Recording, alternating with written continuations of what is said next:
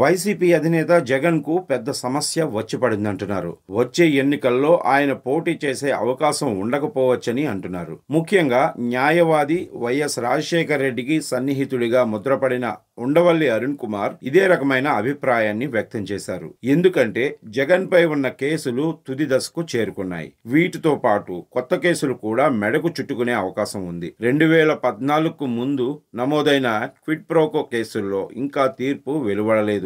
దీంతో పాటు తాజాగా మద్యం కేసు కూడా ఆయన మెడకు చుట్టుకునే అవకాశం ఉందన్నది ఉండవల్లి అరుణ్ కుమార్ అభిప్రాయం. క్విడ్ ప్రోకో కేసులో జగన్ కు శిక్ష పడితే ఇక 2029 ఎన్నికల్లో ఆయన పోటీ చేసే అవకాశం ఉండదని ఉండవల్లి చెప్తున్నారు. ప్రస్తుతం బీజేపీతో సయోధ్యగా కొనసాగిస్తున్నప్పటికీ టీడీపీ అధినేత చంద్రబాబు, జనసేన అధినేత పవన్ కళ్యాణ్లు కూడా మోడీ సర్కారుపై ఒత్తిడి తెచ్చే అవకాశం ఉంది. ఎందుకంటే గత ఎన్నికలలో జగన్ కు 40% ఓట్లు వచ్చాయి. ఇప్పటి వరకు ఎన్నికలకు ముందు ఇచ్చిన హామీలు అమలు పరచకపోవడంతో కూటమి ప్రభుత్వంపై కొంత ప్రజల్లో అసహనం, అసంతృప్తి ఉంది. రానున్న 4 ఏళ్లలో సూపర్ 6 అమలు చేసిన సహజంగా అధికారంలో ఉండే ప్రభుత్వ వ్యతిరేకత కొంత 3 పార్టీలకు ఇబ్బందికరంగా మారుతుంది. జగన్ మాత్రం వచ్చే ఎన్నికల్లోనూ ఒంటరిగానే పోటీ చేస్తారు. ఎవరితోనూ పొత్తుకు వెళ్లరు. ఈ విషయంలో మరో అనుమానానికి తావులేదు. ప్రస్తుతం కూటమిలో ఉన్న 3 పార్టీలు కలిసి పోటీ చేసినా ఏమాత్రం తేడా కొట్టినా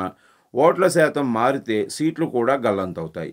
అందుకే జగన్ పోటీ చేసే అవకాశం కోల్పోతే వైసీపీ నేతలు మానసికంగా సగం అపజయం పాలైనట్లేనన్న లెక్కలో ఉన్నారు. ఇదే సమయంలో ప్రజలు కూడా జగన్ కాకుంటే మరొకరు ఎవరైనా ఇంతటి హైప్ లభించే అవకాశం ఉండకపోవచ్చన్న అంచనాలున్నాయి. అందుకే వైఎస్ జగన్ పై గత కొన్నేళ్లుగా కొనసాగుతున్న క్విడ్ ప్రోకో కేసులలో కనీసం 2-3 ఏళ్లు శిక్ష విధించిన పోటీ చేయడానికి అనర్హత వేటుపడే అవకాశం ఉందని కూడా ఉండవల్లి అరుణ్ కుమార్ అన్నారు.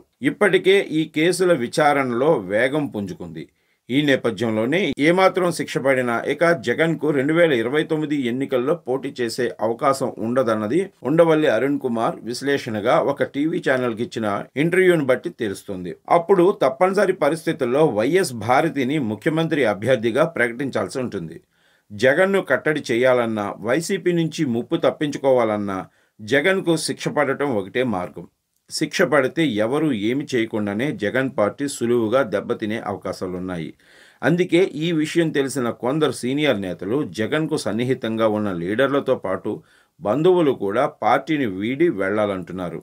అయితే అది న్యాయస్థానంలో ఉండటంతో మరి జగన్ విషయంలో జరుగుతున్న ఈ ప్రచారం ఎంతవరకు నిజమవుతుంది అన్నది వేచి చూడాలి.